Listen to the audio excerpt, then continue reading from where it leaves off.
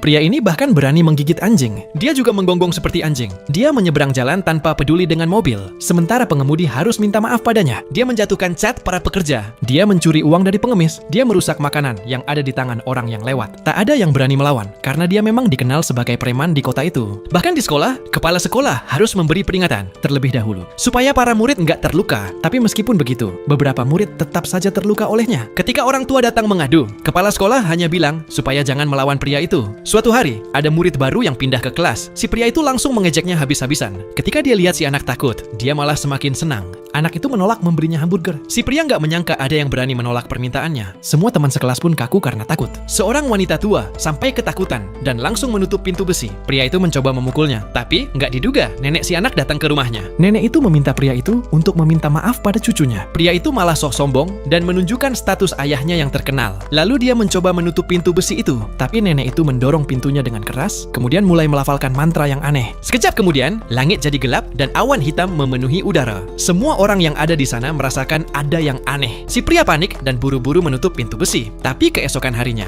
dia terbangun dan mendapati dirinya jadi kecil. Meskipun begitu, dia masih tetap sombong. Kali ini, nggak ada yang mentolerirnya. Ketika orang-orang melihat dia bikin masalah, mereka langsung mengangkat tangan untuk memberinya pelajaran. Bahkan anjing-anjing di jalanan pun mencoba menggigitnya. Saat dia sampai di sekolah, para murid yang pernah dia bully malah mengerumuninya. Mereka ingin membalas dendam saat dia sedang lemah. Saat pria itu hampir mati, anak yang pernah dia ejek datang tepat waktu. Dia menghentikan murid-murid yang marah itu dan kemudian membawa pria itu pulang ke rumahnya. Begitu pria itu melihat nenek itu, dia langsung berlutut. Akhirnya, dia merasa menyesal. Dia memohon pada nenek itu untuk mengubahnya kembali. Dia janji bakal berbuat baik di masa depan. Dengan persetujuan anak itu, nenek itu setuju untuk mengabulkan permintaannya. Dia mengucapkan mantra lagi dan ritual pun selesai. Nenek itu bilang bahwa keesokan harinya, tubuhnya akan kembali seperti semula. Si pria sangat senang. Nenek itu pun menunjukkan senyum yang aneh. Keesokan paginya, pria itu memang kembali ke bentuk aslinya. Tapi, dalam detik berikutnya, dia berubah lagi jadi orang yang penuh dendam. Dia keluar rumah dan berencana untuk membalas semua orang di kota itu. Setelah dia merusak sebuah taman, ada seorang pria yang memanggilnya dari belakang. Dia berbalik dan melihat ayahnya. Ternyata, nenek itu bukan cuma mengembalikan tubuhnya seperti semula, tapi juga mengubah keluarganya yang dulunya terkaya di kota itu menjadi seperti sekarang. Menurut kamu, apakah dia mendapatkan apa yang pantas dia terima?